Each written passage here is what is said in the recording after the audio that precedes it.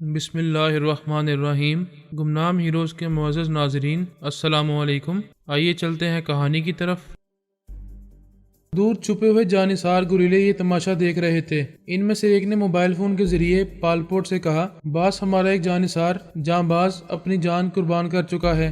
امریکی حکام نے جھوٹا وعدہ کیا تھا کہ پالپورٹ کو یہاں سے ملٹری اسپتال لے جا کر اس کا توجہ سے علاج کیا جائے گا، لیکن وہ اپنی دوغلی عادتوں سے باز نہیں آئے۔ ان کے ٹیلی پیتھی جاننے والے نے شاید ہمارے جاں باز کے خیالات پڑھ کر معلوم کر لیا کہ وہ بیمار شخص ہی پالپورٹ ہے، اس لیے یقین ہوتے ہی انہوں نے ان دونوں کو گولی مار دی ہے۔ پالپورٹ نے حکم دیا، اب تم بھی ہتھیار سنبھال لو اور چھپ چھپ کر واردات کرو۔ جنہوں نے ہمارے ایک جاں باز کو اس بیمار شخص کے ساتھ ہلاک کیا ہے، ان میں سے کسی کو زندہ نہیں چھوڑو۔ حکم کی تعمیل ہوئی اور جاں باز ایکشن میں آ گئے۔ وہ فوجی اس بیمار شخص کے مکان سے باہر نکل رہے تھے، ایسا ہی وقت دو زہریلے تیر آئے۔ ایک افسر کے سینے میں پیوست ہوا اور ایک فوجی جوان کے حلق میں اتر گیا۔ ان کے ہلاک ہوتے ہی تمام فوجی ادھر ادھر بھاگتے ہوئے اپنی پوزیشن سنبھالنے لگے۔ اتنی دیر میں فائرنگ ہوتی رہی۔ چھپنے اور پوزیشن سنبھالنے والے فوجیوں میں سے 4 مزید ہلاک ہو گئے۔ دوسرا فوجی افسر زخمی ہو گیا۔ وہ کراتے ہوئے چیخ کر بولا، یہاں سے فوراً نکل بھاگنے کی کوشش کرو، وہ گوریلا فائٹرز ہیں، جگہ بدل بدل کر ہم پر حملے کریں گے۔ وہ فوجی فائرنگ کرتے ہوئے وہاں سے جانے کی کوششیں کرنے لگے۔ ان کی فائرنگ صرف اندھیرے میں تیر چلانے کے برابر تھی، کیونکہ گوریلا فائٹرز انہیں نظر نہیں آ رہے تھے۔ جب وہ وہاں سے جانے لگے تو ایسے ہی وقت کئی ہینڈ گرنیڈ آ کر وہاں بلاسٹ ہوئے۔ 2 فوجی گاڑیاں دھماکے سے تباہ ہو گئیں، شعلوں میں لپٹ گئیں۔ وہ فوجی بدحواس ہو کر ادھر ادھر جانے لگے، کیونکہ گاڑی میں وہ محفوظ نہیں تھے۔ وہاں سے دور دوڑتے ہوئے جانے والے سوچ رہے تھے کہ اس طرح وہ اپنی جان بچا پائیں گے، لیکن جگہ جگہ وہ جاں باز چھپے ہوئے تھے اور پوزیشن بدل بدل کر فائرنگ کرتے جا رہے تھے، جس کے نتیجے میں بھاگتے ہوئے جوان بھی گولیاں کھا کھا کر مرتے جا رہے تھے، گرتے جا رہے تھے۔ پالپورٹ کو ہلاک کرنے کے لیے کمبوڈیا کی فوج کے 2 افسر اور 15 جوان آئے تھے۔ ان میں سے کوئی بھی زندہ بچ کر نہیں جا سکا۔ ان میں سے ایک جاں باز نے اس امریکی فوج کے اعلیٰ افسر سے رابطہ کیا، پھر بولا، میں پالپورٹ کا ایک جاں باز بول رہا ہوں، اب بولنے کے لیے کیا رہ گیا ہے؟ تمہارا باس کتے کی موت مر چکا ہے۔ نہیں، ہمارا باس کتا نہیں ہے، اس لیے کتے کی موت نہیں مر سکا، وہ زندہ ہے۔ تم لوگوں کو کتے کی موت آئے گی۔ یہاں تمہاری سیاسی حکمت عملی کو ہم ناکام بنائیں گے۔ فون کرو اور پوچھو کہ جتنے فوجی جوان اور افسر اس بیمار ڈمی پالپورٹ کو مارنے گئے تھے، کتے کی موت مر چکے ہیں۔ پھر تمہیں معلوم ہوگا کہ آئندہ بھی لاؤس، کمبوڈیا اور تھائی لینڈ میں تمہارے فوجی افسران اسی طرح مارے جاتے رہیں گے۔ امریکی فوج کے اعلیٰ افسر نے رابطہ ختم کیا، پھر کمبوڈیا کی فوج کے اعلیٰ افسر سے رابطہ کرنے کے بعد پوچھا، کیا پالپورٹ کو ہلاک کر دیا گیا ہے؟ وہ بڑی مایوسی سے بولا، ہم دھوکہ کھا گئے، ہمارے جتنے بھی افسران اور فوجی جوان وہاں گئے تھے سب کے سب مارے گئے ہیں۔ تھوڑی دیر بعد تھائی لینڈ کی فوج کے اعلیٰ افسر نے اس امریکی فوج کے اعلیٰ افسر سے رابطہ کیا، پھر کہا، یہاں ہمارے 4 بڑے فوجی افسران اور ایک حاکم مارا گیا ہے۔ پالپورٹ کے ایک جاں باز نے فون پر مجھ سے کہا ہے کہ وہ لوگ جب تک جنگل میں چھپے ہوئے تھے ہم سب محفوظ تھے۔ امریکہ کی سیاسی پالیسیوں کو بھی نقصان نہیں پہنچ رہا تھا۔ ہمیں جنگل میں روپوش رہنے نہیں دیا گیا، وہاں سے بھاگنے پر مجبور کیا گیا۔ اب ہم لاؤس، کمبوڈیا اور تھائی لینڈ کے شہروں میں پھیل گئے ہیں۔ ہمارے لیے اب خوراک کا مسئلہ ہے، نہ ہی دعاؤں کا۔ ہم بڑے آرام سے ہیں اور بڑے آرام سے تم لوگوں کو جہنم میں پہنچاتے رہیں گے۔ اس اعلیٰ افسر نے اپنے ٹیلی پیتھی جاننے والے لیزی گارڈ اور کینی بال سے کہا، ہم سمجھ رہے تھے کہ پالپورٹ بالکل ٹوٹ گیا ہے، آئندہ گوریلا جنگ لڑنے کے قابل نہیں رہے گا، لیکن اس نے یہ نیا طریقہ نکالا ہے۔ گوریلا جنگ ہمیشہ جنگلوں میں لڑی جاتی ہے۔ اس کے جاں باز شہروں میں گوریلا جنگ کے لیے پھیلے ہوئے ہیں۔ انہیں تلاش کرنا اور چن چن کر قتل کرنا بہت ہی مشکل ہوگا۔ یہ مارے جائیں گے، لیکن ان کو ایک ایک کر کے مارنے میں کافی وقت لگے گا اور ہماری سیاسی پالیسیوں کو نقصان پہنچتا رہے گا۔ کینی بال نے کہا، آئندہ پالپورٹ کا کوئی جاں باز آپ سے فون کے ذریعے رابطہ نہیں کرے گا۔ وہ سمجھ گئے ہیں کہ ہم ان کی آواز سن کر ان کے دماغوں میں پہنچ کر ان کے خیالات پڑھ لیں گے اور پالپورٹ کے خفیہ اڈے کا پتہ لگا لیں گے۔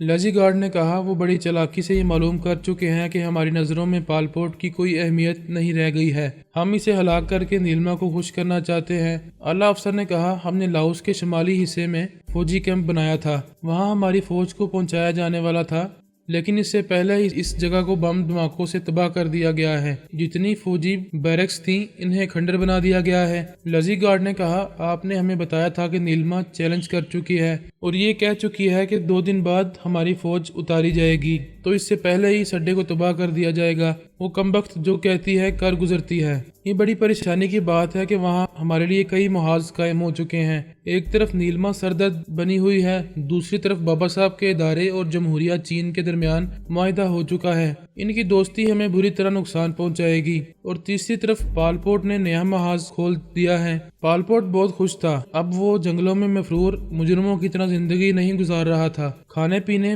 پہننے اوڑھنے اور بیماری میں دوائیں حاصل کرنے کے سلسلے میں کوئی دشواری نہیں تھی۔ اپنے تمام جانثاروں کے ساتھ آزاد فضاؤں میں سانس لے رہا تھا۔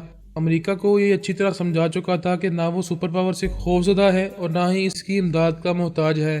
کمبوڈیا اور تھائی لینڈ میں رہنے والے جانثاروں نے وہاں کے فوجیوں کو ہلاک کر کے دہشت طاری کر دی تھی۔ وہ فوجی اور وہاں کے حکمران پوری سیکیورٹی کے ساتھ کبھی باہر نکلتے تھے اور ضرورت کے تحت ایک جگہ سے دوسری جگہ جاتے تھے، ورنہ وہ چار دیواری میں قید ہو کر رہ گئے تھے، کیونکہ ان 24 گھنٹوں میں دونوں ممالک کے 2 حکمران اور 3 فوجی افسران اور کئی فوجی جوان مارے گئے تھے۔ دونوں ممالک کے اکابرین بری طرح دہشت میں مبتلا تھے۔ یہ تشویش تھی کہ امریکی ٹیلی پیتھی جاننے والا اور امریکی سراغ رساں بھی انہیں تلاش کرنے اور ہلاک کرنے میں ناکام ہو رہے ہیں۔ ایک بار ایک ٹیلی پیتھی جاننے والے نے پال پوٹ کے ایک جانباز کا سراغ لگایا تھا اور امریکی سراغ رسانوں کو وہاں تک پہنچایا بھی تھا، لیکن اس کے پہنچتے ہی اس جانباز نے خود کو گولی مار کر یہ ثابت کر دیا تھا کہ جب تک اس جیسے جانباز زندہ ہیں، سپر پاور امریکہ کے سراغ رساں اور ٹیلی پیتھی جاننے والے پال پوٹ تک نہیں پہنچ سکیں گے۔ ثانی نے پارس اور پورس کو چیلنج کیا تھا کہ وہ اسے ڈھونڈ نہیں پائیں گے، اور یہی ہو رہا تھا۔ وہ دونوں اسے ڈھونڈتے ہوئے سنگاپور پہنچ گئے تھے۔ بظاہر چیلنج کے مطابق اسے تلاش کر رہے تھے، لیکن پارس کا دل سلوانا پر اٹکا ہوا تھا اور پورس سباتا سے دوستی کرنے کی کوشش کر رہا تھا۔ انہوں نے سلوانا اور سباتا کو سمندر کے کنارے دیکھا۔ وہاں بڑی رونق تھی۔ کئی ممالک کی جوان عورتیں نہانے کے مختصر سے لباس میں ادھر سے ادھر دوڑتی ہوئی اور سمندر کی لہروں سے کھیلتی ہوئی دکھائی دے رہی تھیں۔ سلوانا اور سباتا ایک ملٹی کلر کی چھتری کے سائے میں ریت پر بیٹھی پھل کھا رہی تھیں۔ پورس نے پارس سے کہا، یار دور تک رنگین نظارے ہیں، حسن کی چکا چوند ایسی ہے کہ نظریں ایک جگہ نہیں ٹھہرنا چاہتی، لیکن اس دل کا کیا کیا جائے، یہ گھوم پھر کر سباتا کے لیے ہی مچل رہا ہے۔ پارس نے کہا، یہی میرا حال ہے، میں بھی سلوانا سے دوستی کرنا چاہتا ہوں، لیکن پتہ نہیں ثانی کہاں ہے۔ وہ مکار انہی تفریح کرنے والی عورتوں کے درمیان کہیں چھپی ہوگی اور ہمیں دیکھ رہی ہوگی۔ تم اپنی بیوی کے ڈر سے سلوانا کے پاس نہیں جا سکو گے، مجھے کسی کا ڈر نہیں ہے، میں سباتا کے پاس جا رہا ہوں۔ وہ پارس کو تنہا چھوڑ کر ریت پر چلتا ہوا ان دونوں کے پاس آیا، پھر اس نے سلوانا اور سباتا سے کہا، ہائے، میں نے تم دونوں کو بینکاک ایئرپورٹ پر دیکھا تھا۔ سباتا نے مسکرا کر کہا، ہم نے بھی تمہیں دیکھا تھا، اس وقت تمہاری نظریں کہہ رہی تھی کہ مجھ سے دوستی کرنا چاہتے ہو۔ وہ ریت پر گھٹنے ٹیک کر بیٹھ گیا، پھر بولا، واہ، تم تو نظریں پڑھ لیتی ہو، اور جب مجھے پڑھ چکی ہو تو بتاؤ، دوستی کے متعلق کیا خیال ہے؟ خیال کیا ہوگا، میں نے دوستی کے لیے ہاں یا نہ نہیں کی، مگر تم اتنے قریب چلے آئے ہو۔ سلوانا نے پوچھا، کیا تمہارا دوست شرمیلا ہے؟ اتنی دور کیوں کھڑا ہوا ہے؟ وہ ڈرتا ہے کہ قریب آنے سے اس کی آبرو لٹ جائے گی۔ وہ دونوں کھلکھلا کر ہنسنے لگیں۔ پارس ان سے دور تھا، لیکن سلوانا کے خیالات پڑھ رہا تھا۔ وہ کہہ رہی تھی، جس نے کی شرم اس کے پھوٹے کرم، وہ دور ہی دور سے دوستی کے لیے للچاتا رہے گا۔ پارس آہستہ آہستہ چلتا ہوا سلوانا کی طرف آنے لگا۔ ایسے وقت پورس نے اپنے دماغ میں پرائی سوچ کی لہروں کو محسوس کیا، لیکن انجان بن گیا۔ کوئی اس کے چور خیالات پڑھ رہا تھا اور وہ بڑی فراغ دلی سے اسے پڑھنے کی اجازت دے رہا تھا، اور سباتا سے کہہ رہا تھا، تم نے میری نظروں کو پڑھ لیا، میری مشکل آسان کر دی، اب میں صاف لفظوں میں کہہ سکتا ہوں کہ واقعی تم سے دوستی کرنا چاہتا ہوں۔ پارس بھی ملٹی کلر کی چھتری کے سائے میں آ گیا تھا۔ اس نے سلوانا سے کہا، میں بھی تم سے دوستی کرنا چاہتا ہوں۔ سلوانا مسکرا کر بولی، ابھی تو تم شرما رہے تھے، میرا خیال ہے دوست نے حوصلہ کیا ہے تو تم بھی حوصلہ کر کے آئے ہو، یہی سمجھ لو، مگر آ تو گیا ہوں۔ وہ آگے بولتے بولتے رک گیا، اپنے اندر پرائی سوچ کی لہروں کو محسوس کرنے لگا، پھر اس نے بے چینی محسوس کرتے ہوئے کہا، کیا ہو رہا ہے؟ ابھی تو میں بالکل ٹھیک تھا، اب میں دماغی طور پر کچھ بے چینی سی محسوس کر رہا ہوں۔ سلوانا نے مسکرا کر کہا، میرے اتنے قریب آ کر صرف تمہارے دماغ کو نہیں، تمہارے دل کو بھی بے چین ہونا چاہیے۔ کیا تمہارا دل تیزی سے دھڑک رہا ہے؟ تمہارے قریب آ کر میرا دل دھڑک رہا ہے اور کہہ رہا ہے کہ مجھے تمہارے پیار کی منزل ملنے والی ہے، لیکن یہ دماغی بے چینی کچھ الگ سی ہے، پتہ نہیں ایسا کیوں ہو رہا ہے۔ پارس یہ کہہ کر گہری گہری سانسیں لیتے ہوئے یہ تاثر دینے لگا کہ وہ خیال خوانی کی لہروں کو سمجھ نہیں پا رہا ہے اور اپنی بے چینی دور کرنے کے لیے یوں گہری گہری سانسیں لے رہا ہے۔ سلوانا، سباتا اور پورس سمجھ گئے تھے کہ خیال خوانی کرنے والا اس کے دماغ میں موجود ہے، لہٰذا سلوانا اور سباتا اس کے دماغ میں پہنچ گئی تھیں۔ پارس نے خیال خوانی نہیں کی کیونکہ وہ ابھی تک اپنے دماغ میں پرائی سوچ کی لہروں کو محسوس کر رہا تھا اور انجان بنا ہوا تھا۔ پھر کینی بال نے پارس کے دماغ میں کہا، ہیلو، تمہارا دماغ بہت حساس ہے لیکن تم یوگا کے ماہر نہیں ہو، سانس روک کر میری خیال خوانی کے لہروں کو بھگا نہیں سکتے، اس لیے بے چینی محسوس کر رہے ہو۔ پارس نے حیرانی سے کہا، یہ تو میرے دماغ میں کوئی بول رہا ہے، میں کسی کی آواز سن رہا ہوں۔ سلوانا نے کہا، او گارڈ، پھر تو کوئی ٹیلی پیتھی جاننے والا تمہارے اندر موجود ہے۔ ایسے وقت پورس نے کہا، یہ کیا ہو رہا ہے؟ میں بھی اپنے دماغ میں کسی کی آواز سن رہا ہوں۔ پھر پورس کی آواز اور لب و لہجہ اچانک بدل گیا۔ لیزی گارڈ اس کی زبان سے بول رہا تھا، اس نوجوان کی زبان سے میں بول رہا ہوں، اس دوسرے جوان کے دماغ میں میرا دوسرا ساتھی موجود ہے۔ ہم بینکاک سے تم سب کا تعاقب کر رہے ہیں، پہلے ہم پائلٹ راجر میٹ کے دماغ میں تھے، اس کے ذریعے ہم نے سلوانا اور سباتا کی آوازیں سنی، ان کے دماغوں میں پہنچ کر ان کے خیالات معلوم کیے۔ بینکاک ایئرپورٹ پر پھر ہم نے ان دو جوانوں کو دیکھا، لیکن ان کے دماغوں میں اس خیال سے نہیں گئے کہ شاید ٹیلی پیتھی جانتے ہیں اور نیلما کے ماتحت ہیں۔ پارس نے حیرانی سے پوچھا، یہ نیلما کون ہے اور یہ ٹیلی پیتھی کا چکر کیا ہے؟ پورس نے کہا، دیکھو، ہم نے سنا ہے کہ ٹیلی پیتھی بری بلا ہے، جو اس کے چکر میں آتا ہے اس کی شامت آ جاتی ہے۔ ٹیلی پیتھی جاننے والے اسے اپنا غلام بنا لیتے ہیں یا اسے مار ڈالتے ہیں۔ کینی بال نے پارس کی زبان سے کہا، ہم تمہیں ہلاک نہیں کریں گے لیکن اپنا معمول بنا کر رکھیں گے۔ ہم نے تمہارا کیا بگاڑا ہے؟ ہمیں اپنا معمول کیوں بنانا چاہتے ہو؟ اتنی بڑی دنیا میں، اتنے بڑے سنگاپور کے ساحل پر ہزاروں لوگ ہیں، ان میں سے کسی کو اپنا معمول بنا لو، بڑی مہربانی ہوگی۔ پورس نے سباتا کا ہاتھ تھام کر کہا، مجھے خوش قسمتی سے اس حسینہ کی دوستی اور محبت مل رہی ہے، کیوں رنگ میں بنگ ڈال رہے ہو؟ پارس نے سلوانا کا ہاتھ تھام کر کہا، اور میں بھی خوش نصیب ہوں، ایسے وقت ہم لوگ رومانس کے موڈ میں ہیں، تم لوگ کیوں خواہ مخواہ کباب میں ہڈی بننے آگے ہو؟ لیزی گارڈ نے پورس کی زبان سے کہا، ہمارے ایک کے دماغ میں نہیں جا سکتے کیونکہ نیلما بہت خطرناک ہے، اگر اس نے ہماری آواز اور لب و لہجہ سن لیا تو وہ ہمارے دماغوں میں گھس آئے گی۔ کینی بال نے پارس کی زبان سے کہا، ہم اس سلسلے میں بہت محتاط ہیں، ہم نے پہلے تم دونوں کے دماغوں میں خاموش رہ کر خیالات پڑھے ہیں، یقین کیا ہے کہ نہ تم ٹیلی پیتھی جانتے ہو اور نہ ہی تمہارے کسی ٹیلی پیتھی جاننے والے سے تمہارا تعلق رہا ہے، اس لیے ہم تمہیں اعلیٰ کار بنا کر تمہارے ذریعے اپنے ٹارگٹ تک پہنچنے کی کوشش کرتے رہیں گے۔ سلوانا نے پوچھا، صرف اعلیٰ کار بناؤ گے اور کوئی نقصان تو نہیں پہنچاؤ گے؟ نہیں، یہ دونوں ہمارے کام آتے رہیں گے تو ہم فائدہ پہنچاتے رہیں گے، تم لوگوں پر کوئی برا وقت آئے گا تو ہم ٹیلی پیتھی کے ذریعے تمہاری مدد کریں گے۔ سلوانا نے خوش ہو کر پارس سے کہا، یہ تو بڑی اچھی بات ہے، وہ پائلٹ راجر میٹ میرے پیچھے پڑا ہوا تھا، میں اسے نجات حاصل کرنا چاہتی تھی، یہ ٹیلی پیتھی جاننے والے اسے مجھ سے دور کر دیں گے۔ لیزی گارڈ نے کہا، ہم اسے دور کر چکے ہیں، اب وہ کبھی تمہارے قریب نہیں آئے گا۔ پارس نے کہا، جب ہمارے اعلی کار بننے سے سلوانا خوش ہو رہی ہے اور ہم سب کو بھی فائدہ پہنچنے والا ہے تو اچھی بات ہے، ہم تمہارے کام آتے رہیں گے۔ اگر ابھی تمہارا کوئی خاص کام نہ ہو تو پلیز تھوڑی دیر کے لیے ہمارے دماغوں سے چلے جاؤ، ہمیں کچھ پیار بھری باتیں کرنے دو، تمہیں اس کا موقع دیا جائے گا، لیکن ابھی ایک کام کرو۔ کیا بہت مشکل کام ہے؟ نہیں، بہت آسان ہے اور وہ کام یہیں ساحل پر کرنا ہے۔ پھر تو جلدی بتاؤ، ہم جلد ہی تمہارا کام کریں گے تاکہ ہمیں رومانس کا موقع مل سکے۔ لیزی گارڈ نے کہا، اپنے بائیں طرف دیکھو، بہت دور تمہیں گیروے رنگ کے لباس پہنے ہوئے کئی بدھ بخشو نظر آئیں گے۔ انہوں نے ادھر دیکھا، وہاں پالپوٹ ریت پر بیٹھا ہوا تھا، اس نے بیٹھنے کے لیے مہاتما بدھ کا آسن اختیار کیا تھا اور پلکیں جھپکائے بغیر سامنے سمندر کو دیکھ رہا تھا، یہ تاثر دے رہا تھا کہ وہ دھیان گیان میں مصروف ہے اور اس کے دوسرے بخشو اس کے آس پاس بیٹھے ہوئے سر جھکائے خاموشی سے انتظار کر رہے ہیں کہ وہ گیان دھیان سے واپس آ کر مہاتما بدھ کی تعلیمات میں سے درس دے گا۔ پارس نے کہا، ہاں ہم دیکھ رہے ہیں، وہاں مہاتما بدھ کے بخشو دکھائی دے رہے ہیں۔ کینی بال نے کہا، ان کے درمیان ایک شخص دھیان گیان میں مصروف دکھائی دے رہا ہے، تم سب وہاں جا کر اس سے باتیں کرو اور مہاتما بدھ کے متعلق تعلیمات حاصل کرنے کا بہانہ کرو۔ لیزی گارڈ نے کہا، یہ بخشو گیان دھیان میں بھی مصروف رہتے ہیں اور یوگا میں بھی مہارت حاصل کرتے رہتے ہیں، ہم براہ راست ان کے دماغوں میں جائیں گے تو یہ سانس روک لیں گے۔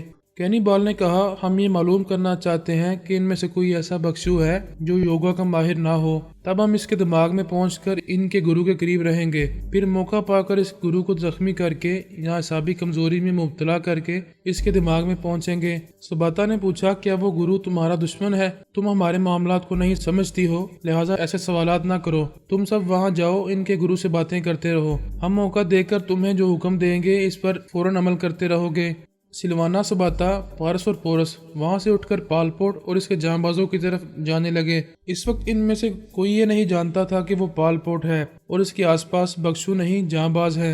लेजी गार्ड और कैनिबाल का ख्याल था कि बख्शुओं का ग्रोह बनकर रहने वाला नीलमा की टेलीपैथी जानने वाले मातहतों में से एक है। अगर वो नीलमा से ताल्लुक नहीं रखता है तो फिर पालपोर्ट हो सकता है। इसकी असलियत मालूम करने के लिए लेजी गार्ड और कैनिबाल इन चारों को इधर ले जा रहे थे। जब वो पालपोर्ट के करीब पहुंचे तो वो जैसे एक ध्यान ज्ञान से वापस आ गया था और अपने बख्शुओं से बातें कर रहा था। सानी नहीं चाहती थी कि मुखालिफ टेलीपैथी जानने वाले किसी तरीके से इसके दिमाग में पहुंच जाएं। इससे पहले वो पहुंचना चाहती थी।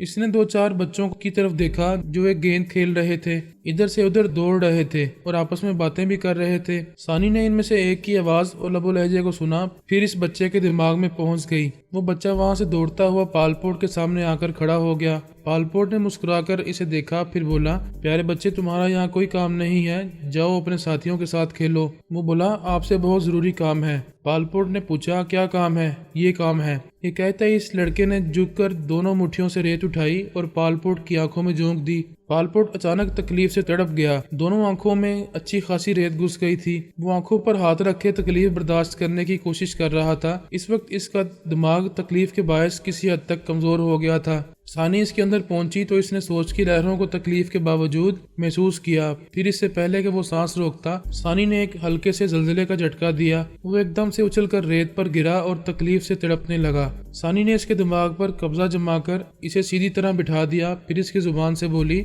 मैं नीलमा बोल रही हूँ। इसका नाम सुनते ही लेजी गार्ड और कैनिबाल ने पारस और पोरस से कहा, हम अभी जा रहे हैं। वो चुड़ैल हमारी आवाज और लबो लहजा सुनेगी तो हमारे दिमागों में घुस आएगी। ये कहते ही वो चुप हो गए। सानी ने नीलमा की हैसियत से कहा, ये कौन लोग आए हैं? मैं तुम दोनों हसीनाओं और तुम्हारे दोनों साथियों से पूछ रही हूँ, यहाँ क्यों आए हो? क्या टेलीपैथी जानने वालों से तुम्हारा ताल्लुक है? और उसने जल्दी से इनकार में सर हिलाते हुए कहा, नहीं नहीं, हम तो सीधे साधे शरीफ खानदान के आशिक हैं। हमने अभी अभी ताज़ा इश्क शुरू किया है। अभी थोड़ी देर पहले वो हमारे दिमागों में बोल रहे थे।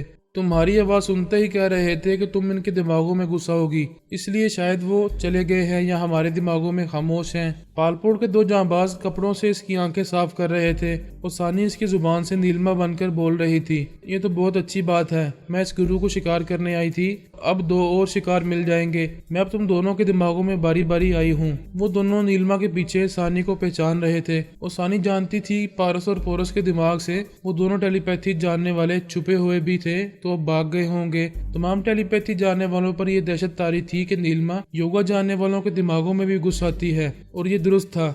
लेजी गार्ड और कैनिबाल वहां से भाग गए थे। वो कोई खतरा मोल लेना नहीं चाहते थे। इनके ख्याल के मुताबिक इनकी किसी भी गलती से नीलमा इनके अंदर आ सकती थी। पालपोर्ट के तरफ बैठे हुए तमाम जांबाज समझ गए थे कि टेलीपैथी जानने वाली इनके बॉस पालपोर्ट के दिमाग में पहुंच गई है। अब इनकी समझ में ये नहीं आ रहा था कि पालपोर्ट को नीलमा से कैसे निजात दिलाई जाए। एक जांबाज ने कपड़े से इसकी आंखें पूंछते हुए पूछा, क्या आप अपने अंदर किसी को महसूस कर रहे हैं? वो हाँ के अंदाज में सर हिलाकर बोला, मेरा दिमाग बहुत कमजोर हो गया है और वो नीलमा मेरे अंदर मौजूद है। ओह बॉस, ये तो बहुत बुरा हुआ। हम क्या कर सकते हैं? हुक्म दें।